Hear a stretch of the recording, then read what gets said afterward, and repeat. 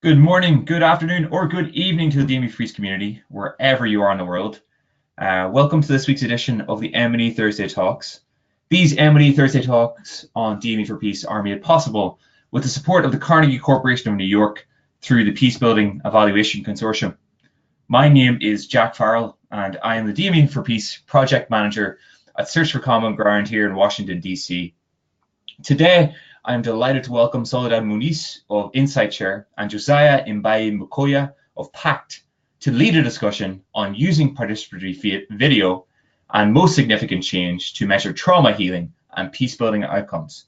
Just a note, if you have a question during the webinar, you can write it on the question function on your GoToWebinar dashboard throughout the presentation, and we'll make sure to address it once we reach that section of today's discussion.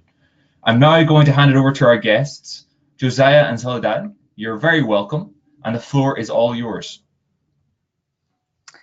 Thanks, Jack, for that. Hi, everyone. My name is Soledad Muniz, and InsightShare is a community development organization that captures the best aspects of communications technology and participatory techniques, supporting communities to explore their issues really and devise solutions to challenges that they face.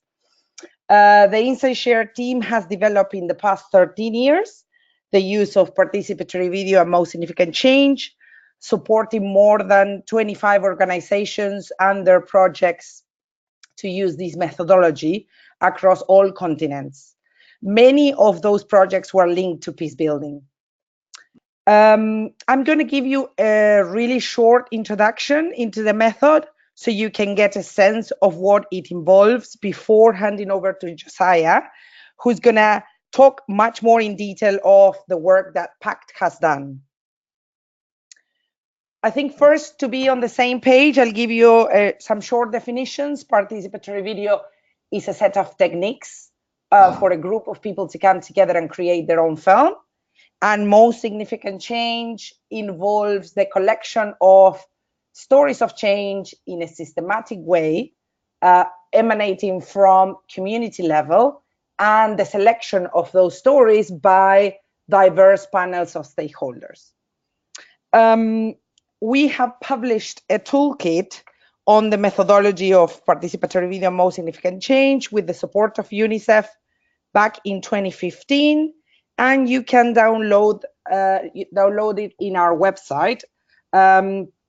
Jack is going to post later the link into the chat box for you. Some of the key added values of the methodology, I would say, is that it can strengthen participants' engagement and ownership of learning, and they are able to act upon that learning quite fast. It stimulates constructive dialogue between different groups, and many times helps a program build bridges between community members and decision makers. It can also be effectively combined with other many methodologies, and it can enable you to share learning widely. PACT has invited InsightShare in 2017 to build capacity of their staff in Kenya, as well as partners from across all borders as part of their Peace 3 program. We first visited them in October 2017 and trained their staff and their partners in Nairobi. And then in March 2018, we accompanied a group of staff from all partners to carry out a PVMSE evaluation of their trauma healing work in northern Uganda. This is the staff team that worked in that process, and it's a combination of PACT Kenya staff, Mercy Corps Uganda staff, and 2 local organizations from northern Uganda. The fieldwork they carried out included sharing stories by community members in what we call story circles, then filming the most significant of those stories selected by the community members and filmed by themselves. And then the team did some basic editing on all the videos without changing narratives.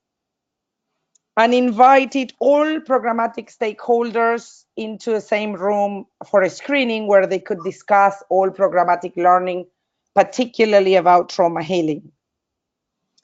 Finally, the team did really interesting analysis with participatory techniques to try to challenge each other's understanding of the program and assumptions, and come with concrete recommendations from that process.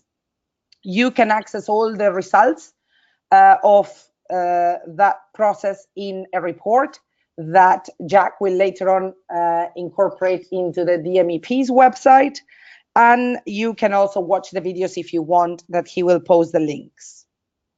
Now, Josiah is gonna share a little bit more in detail what it looked like, the work in Uganda, the impact they saw, and what was the key learning that came from the process about the effect that trauma healing intervention had in that context.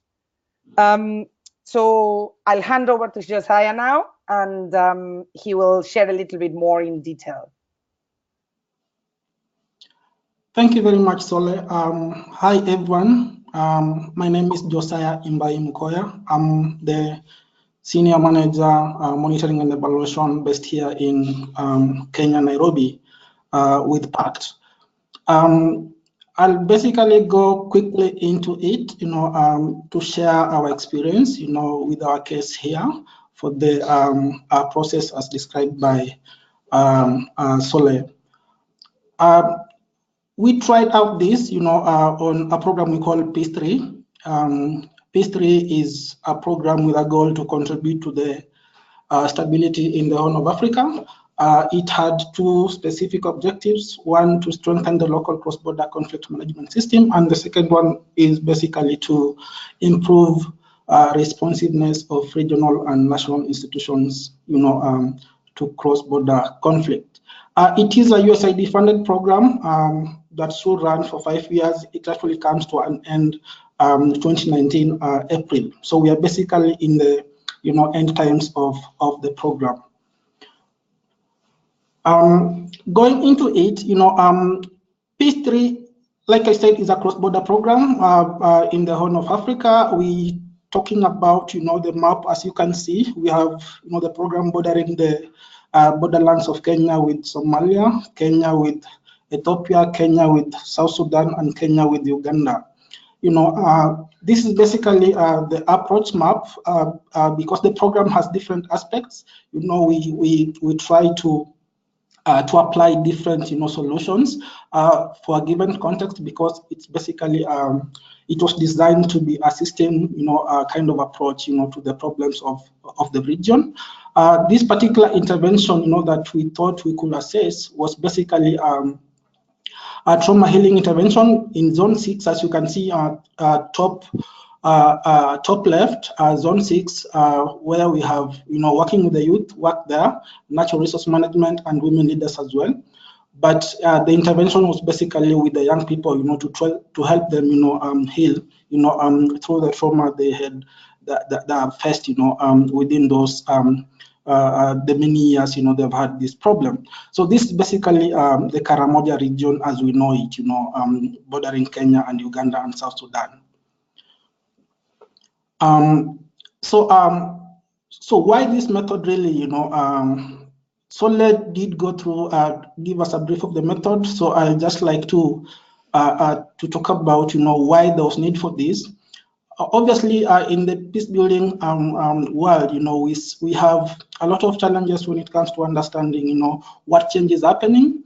Because today we are doing this, the next time, we see conflicts erupt again, and so some will wonder, why that happens. The truth is that, as change happens, it's never clear. The line is never straight. We go in circles because, again, peace building takes a lot of time. Some of these interventions that are short time, like 5 years, might not be enough. So that is how, on the left, is basically how. The change we try to cause happens, but then as people who want to see the solutions we are providing work, we would like to see it more clearer, basically in the form that we see the graph on the right showing. So basically, the reason why we thought this would be a project process to do was to try and have a different kind of measure, what some people will call a mixed method, and to pick these changes, in a more clearer way. We thought that MSc participatory video approach will help us, basically to go out there and listen to our beneficiaries directly and see what they have to say. In this case, basically how trauma healing intervention that the program provided, changed their life.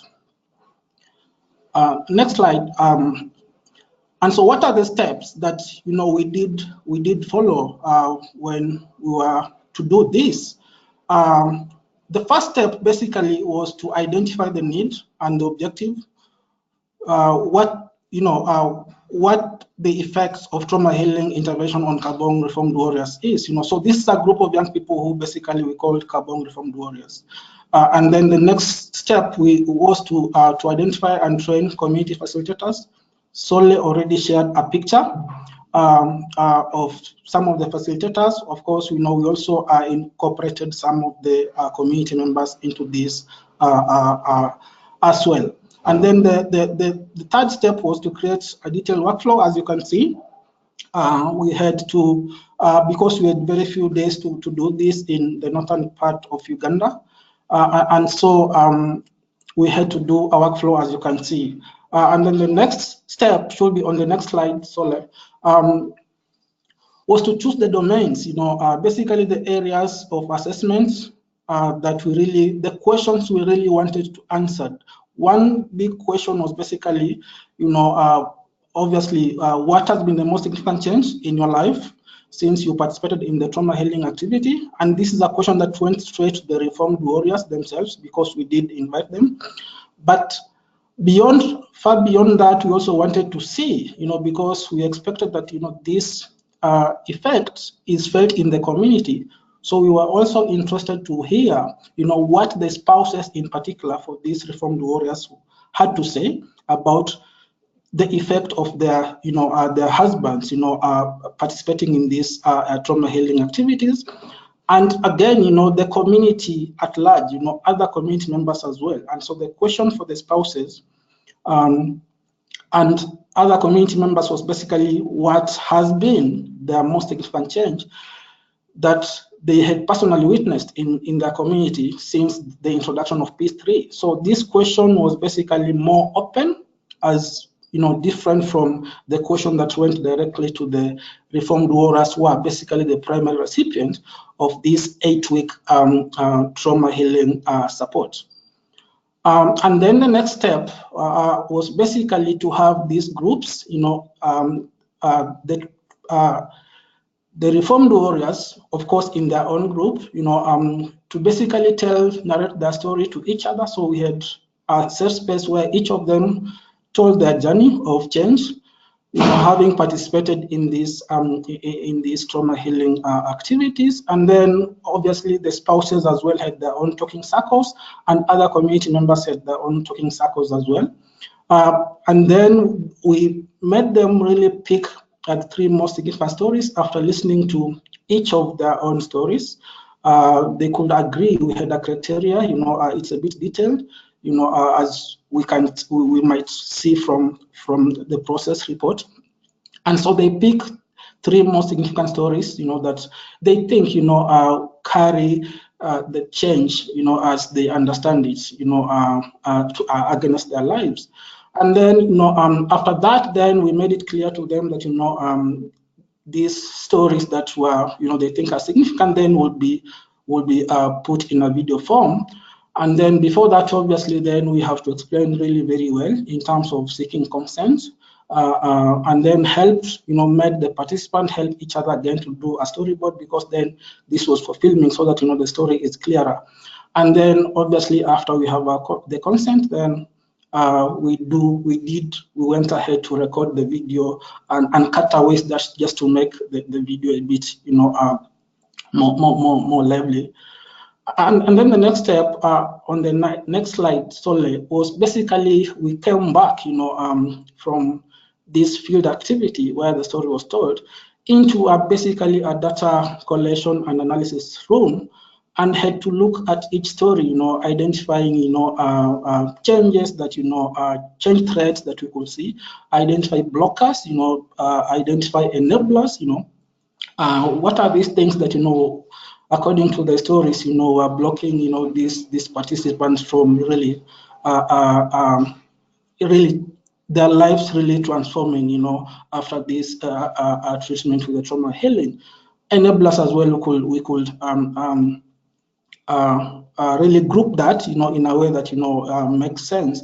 And then we went ahead to edit the stories. Now, editing in this particular case doesn't mean, the professional editing, but editing in a way that, we are basically putting the story in a flow line, and not really making it fancy like it happens in the, in the commercial videos, because again, the power has to remain with the people who told the stories. So it's not about changing the stories, but just, aligning their stories into a flow, so that, it flows, in a better way. So nothing is really cut away, but just, arranging the story so that, it's able to make sense. So, and that is what we mean by editing for this particular process, and that is what happened. And then the next step was basically, so it meant that, now we had the final videos, but we had to go back to the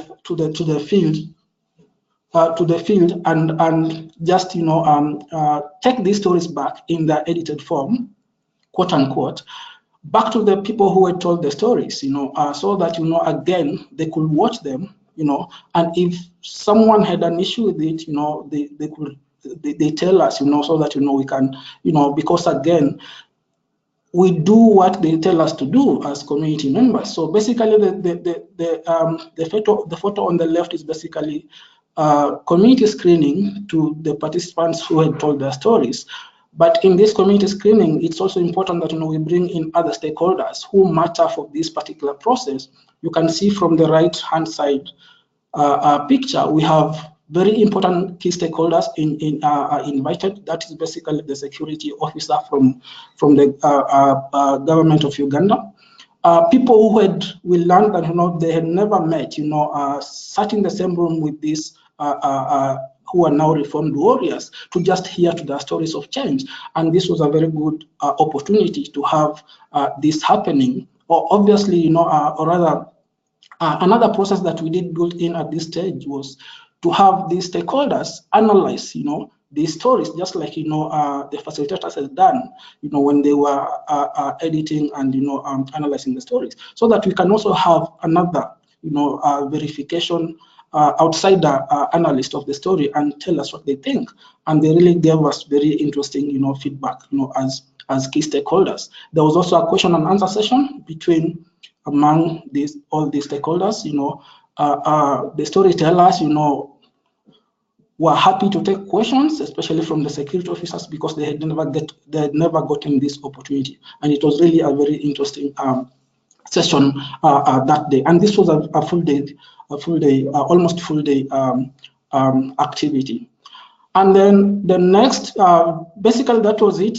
We had some interesting findings and learnings from this process. As you can see, key finding we did register from this process, was basically we had a very strong evidence of positive change among the reformed warriors because of trauma healing intervention that they had received. This group is called Kabong Reformed Warriors. It was evident that, from their stories, and this can be listened to from their stories on the video, their life had totally transformed, and that was an interesting thing to hear. However, for the spouses and other community members within that community, it was a bit weaker there was a bit weak effect because of this trauma healing. Obviously, because these were not people who were directly linked to the trauma healing, but they were basically people who come from the same community with those reformed warriors who are the primary beneficiaries of this trauma healing support. Learnings, some of the key learnings was basically the timing. It was really interesting for us, looking at the timing of this trauma healing intervention support. This was at a time when, disarmament by the government of Uganda was very successful. They had really done, border-wide or country-wide kind of disarmament, And so these young people had run, crossed over the borders into South Sudan. That is where basically, they were putting up and coming occasionally into Uganda to do raiding here and there. So with the success disarmament process, then, these young people had, they really, and the problem with, being on the run, they really were looking for someone, to show them a way or someone to help them, basically heal, and that was the time that, the program was just starting in 2014. And so this timing was really good, that we think that, it made this trauma healing intervention work really well. We also had other things like, availability of seed capital and skills building, because this program, PACT, has a partner who is basically Mexico, and through other Mexico programs, there was support with seed capital, for this group. There was support with, saving box for this group. And so it was really a ripe time, with to introduce trauma healing support to such a group, because we've done a similar exercise on the Kenya-Somalia border side of things, and it really didn't work well. And so we thought the reason why it never worked well was because, it was really not the right timing, because on the Somali side of, of this, those groups were not really ready for this type of support. And then another learning was basically alternative livelihood, very important, as I have noted. There was this livelihood thing that was also ongoing through other program support areas with, with other organizations. And so it was not just, sole trauma healing support that this group got, so it meant that, it was already a group that has other things happening at the same time. And so it only gave way for trauma healing to really work perfect. And then partnership and collaboration, very important, and mentioned Peace 3. Basically, the prime is PACT, but we have Mexico as a sub on this program. We also had DADO, for instance, which is basically a local organization in that Karamoja area, Kabong. And this collaboration really worked very well, because support, capacity building support, providing different things, made it to really work very well. So synergies that came with this, really made this effect really be felt well. Women and youth engagement, as peace builders, know that,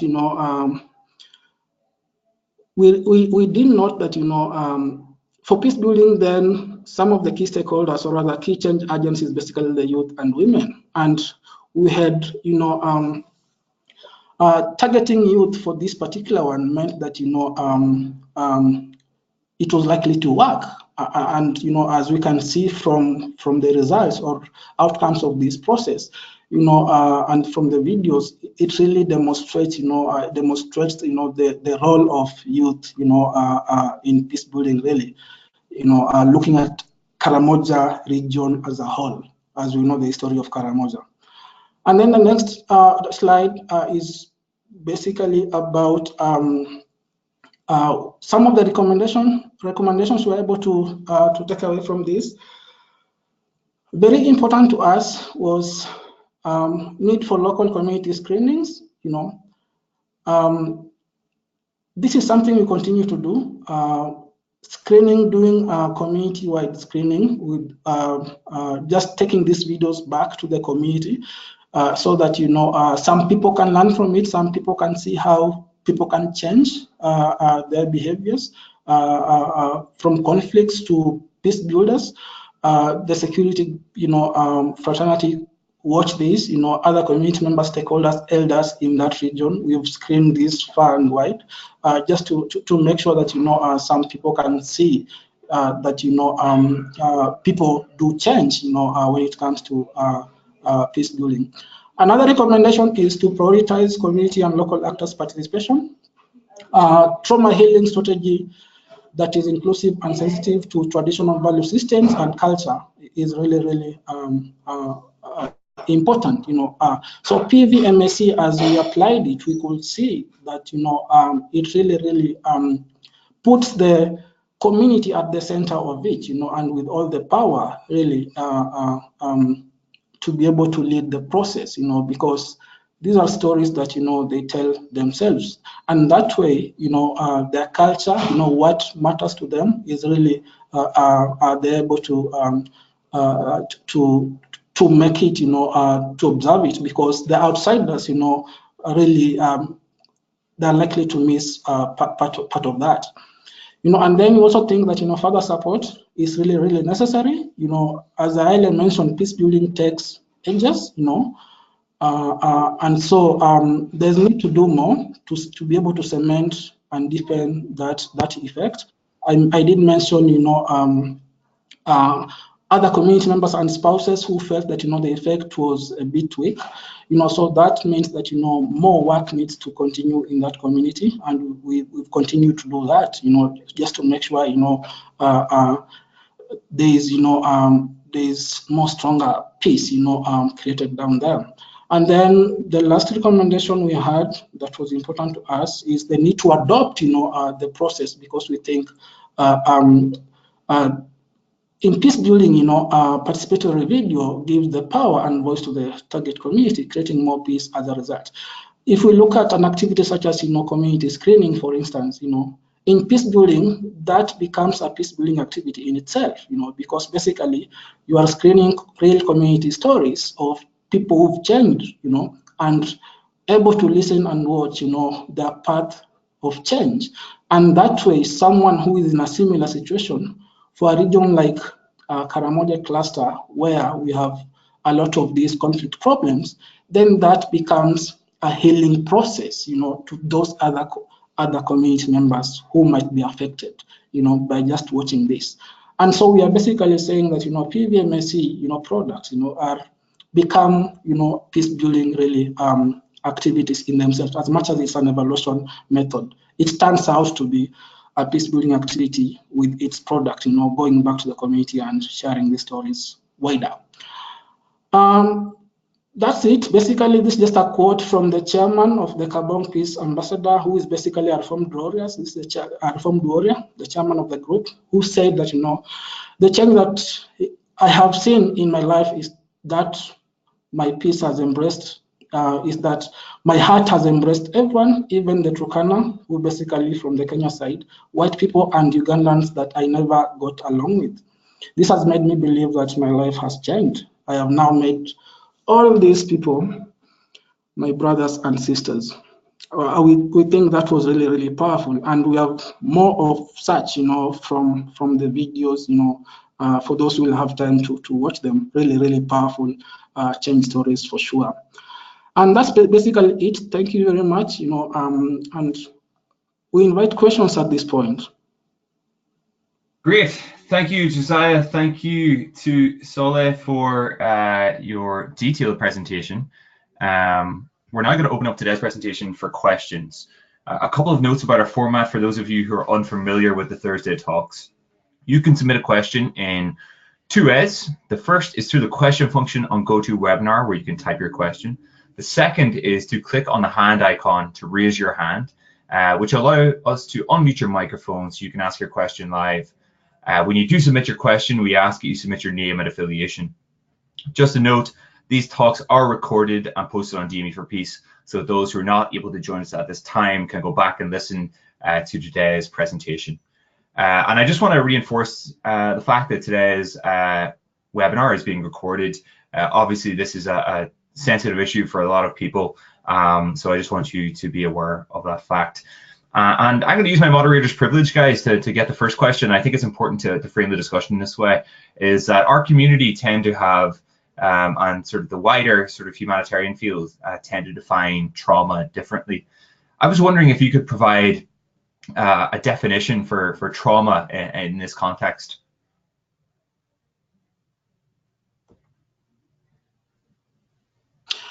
Thank you very much.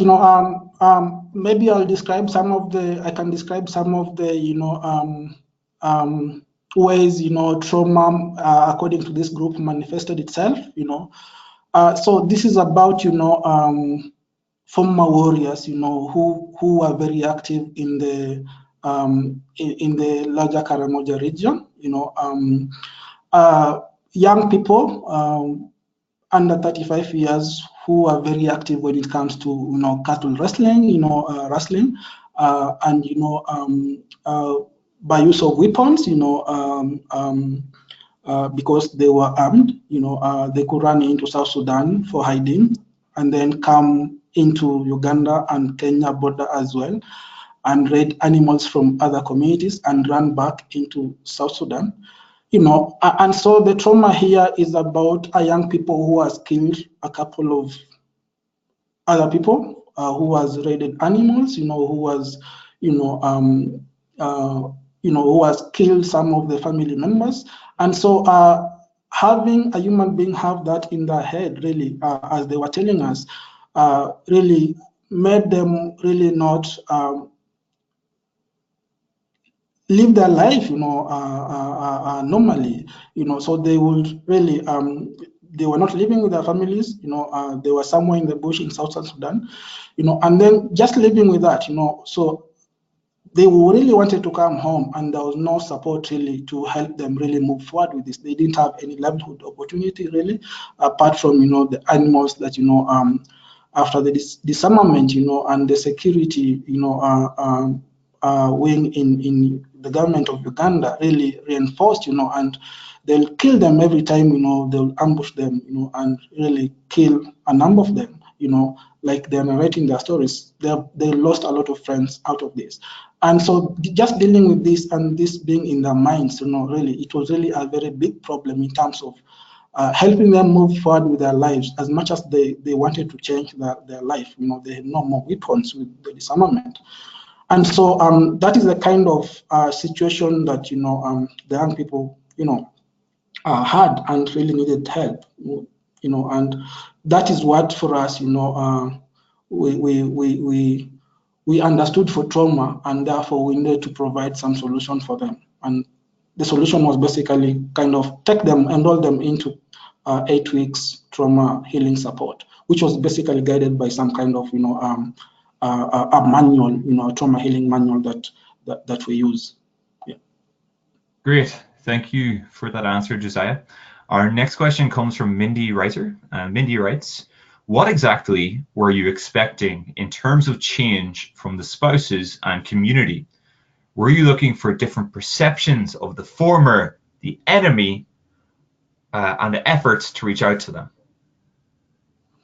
Yeah, that's part of it for sure, But the interesting part, one, we wanted to validate, we wanted to validate from different people what we were to hear from the primary beneficiaries. Obviously, trauma healing, when it comes to the family, we did understand that, these young boys, actually all of them were married, really.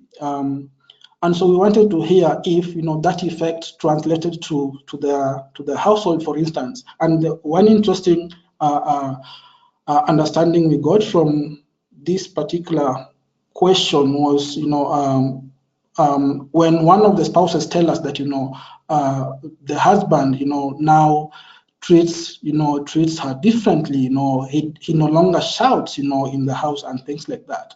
And actually, we had one of the significant stories selected actually came from the spouse and not even the primary beneficiaries, who are basically the warriors. So that really was really powerful, because it's about the community. When you talk about peace building, it's about these young people, but who are affecting the community peace as well. So we were really interested to hear from the spouses and the community at large, what their sense of what their the effect, if they had felt any, was. And it's interesting some of the things that we got to hear from them, as much as it was weak in itself. Yeah, it means that, the effect takes that path anyway, a trauma healing effect from the primary to the, to the people around them. Yeah. Thank you, Josiah. Our next question comes from Lindsay DeCan, and Lindsay writes, can you share some examples of the transformations that Kalbong reformed warriors reported? Sorry, come again, Jack. That is, Lindsay writes about if you could share some examples of the transformations that you witnessed from the reformed warriors and the Kalbong that were reported. Maybe if I can just chip in 1 second, Josiah, just from the videos, because it's really interesting in my case that I wasn't in the field accompanying them, watching the videos and reading the report. Then obviously, Josiah, you add anything you think I'm missing.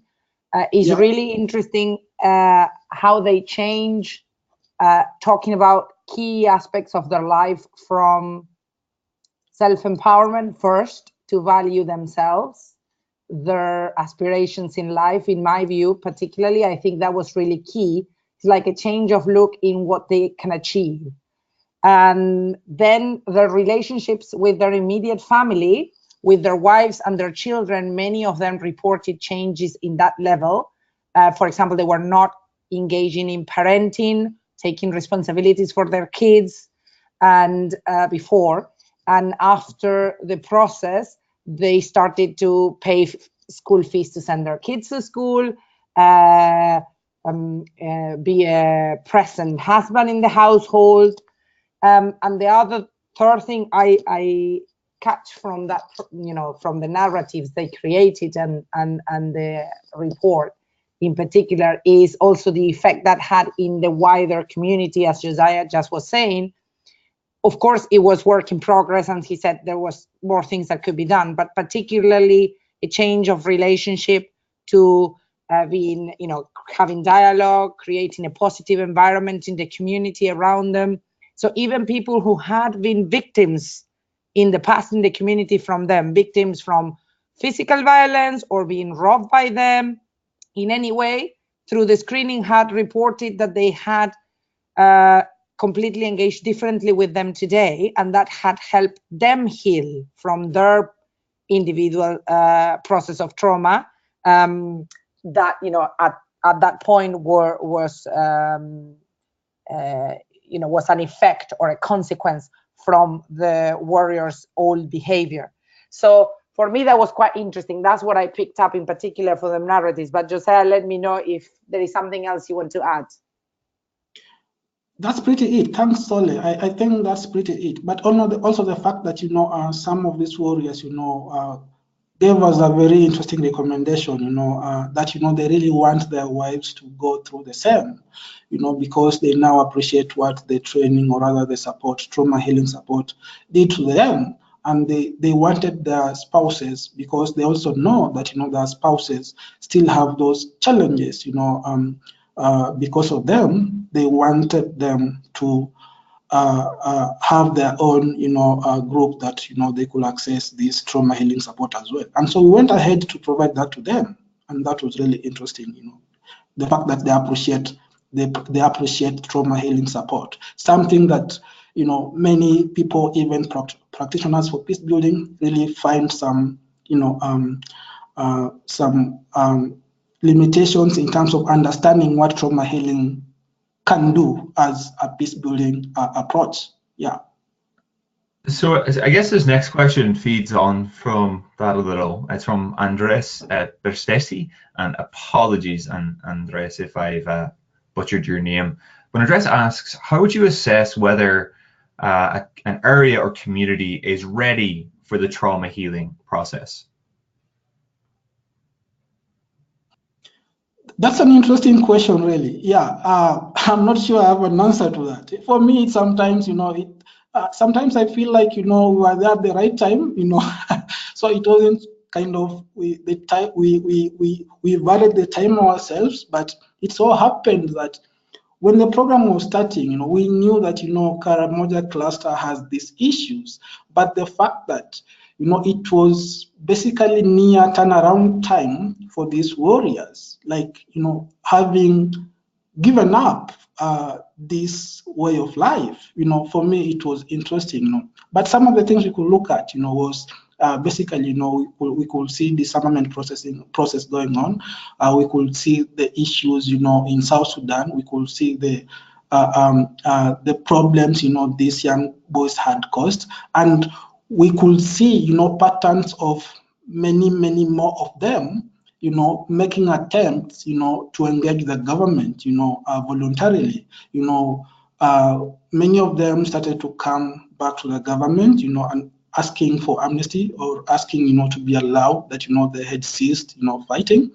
And so that made us understand that, hey, these are young people who are ready, and all they need is support to deal with this issue, that is likely to limit their, their integration to the society. And that was the time, and so we went ahead and did this. Lucky enough, we had, that earmarked into the solution of the program to basically provide trauma healing, to these communities. Like I said, we tried it on the Somali cluster side. It didn't work. So yeah, so that was really interesting for us. Yeah. Great, thank you for your answer, Josiah. I'm going to try and squeeze in 2 more questions, and we might run a little bit over time if that's okay. The next question comes from Anais Kapu, and Anais writes, how do you deal with the risk of re-traumatization or vicarious traumatization during the video sessions?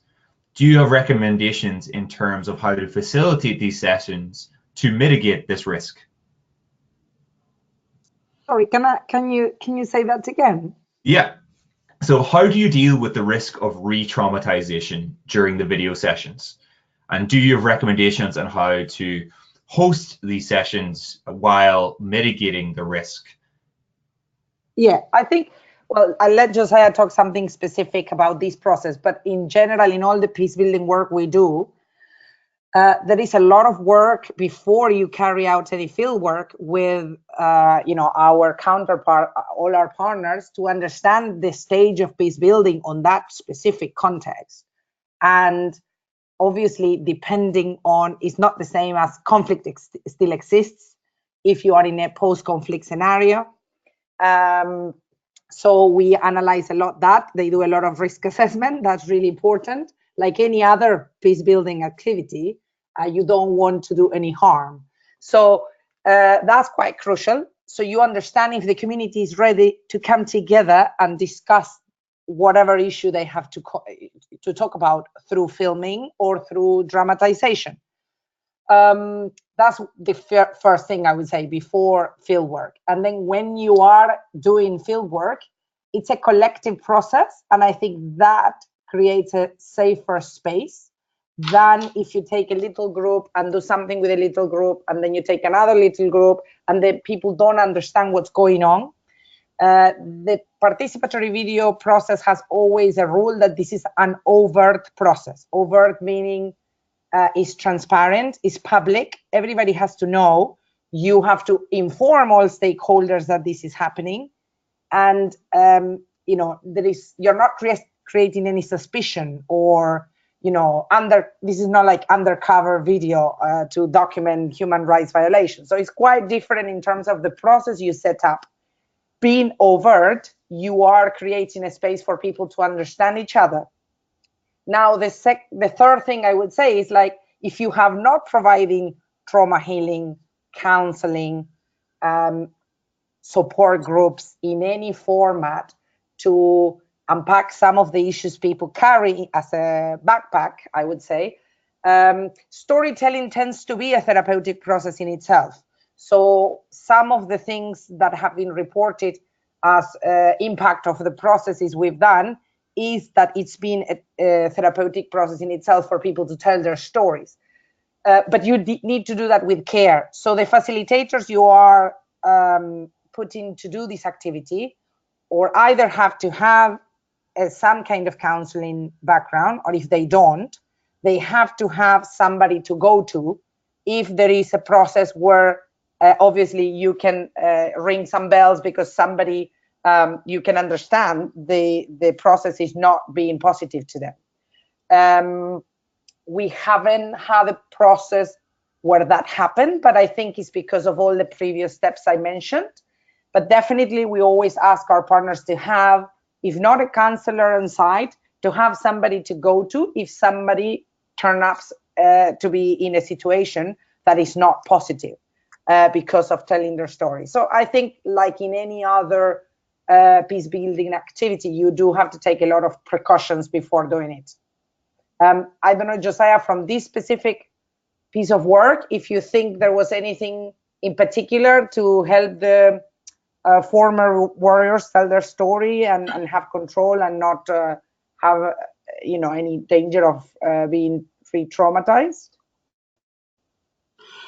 Yes, sure. Yeah, so I think you precisely mentioned a couple of those that makes a lot of sense. One is that we go there again. It's the issue of timing. We go there when it's time, it's ready for people to talk. When they want to talk. We don't go there, when during the action or immediately after the conflict, for instance. That way you will just be creating more problems. So this was a time when the community had come over kind of the conflict had disappeared, and so people were basically looking for ways of engaging and talking, and so that way it doesn't really cause a lot of harm, but then something specific that we did.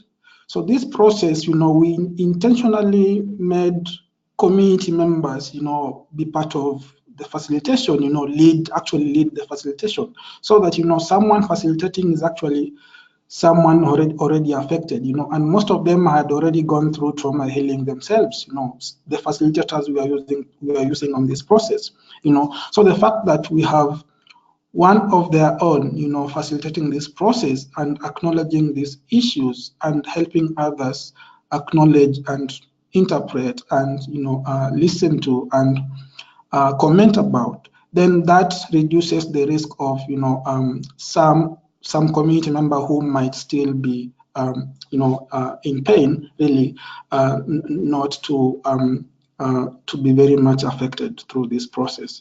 Yeah, so that's what I'll say. Yeah, we did. Great. Thank you very much, Josiah and Soledad, for that detailed answer. And I'm actually going to wrap up today because we're already over time. I'm sorry to everybody who asked a question that we didn't get to.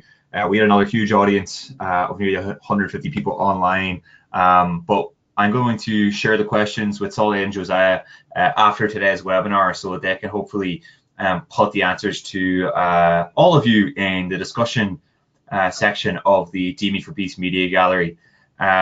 Once again, thank you, Soledad. Thank you, Josiah, for a brilliant Thursday talk. We've had a great start to 2019.